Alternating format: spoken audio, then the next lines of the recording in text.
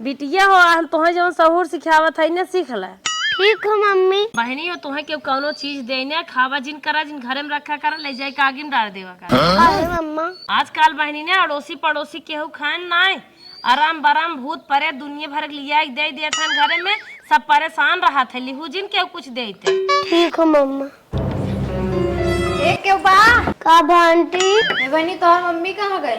Mummy बाजारे गए बा। हला ये अपने मम्मी के दे दू ना। और अभी तो रुको। ये पक्का पड़ोसन भूत प्रेत दे बेचारा थे आगे में डाल दे। आगे में डाल दे। क्लाइमैक्स अभी बाकी। हे जिंकी मम्मी हमारे 5,000 रुपये दे रहे दे।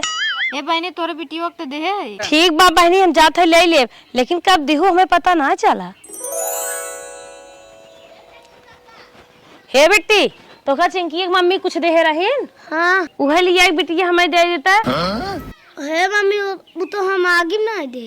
अरे बेटी कहे आगे में डाल दे तो 5,000 रुपया रहा। तो ही सिखाए हूँ ना कुछ पावा कर आगे में डाल दे कर।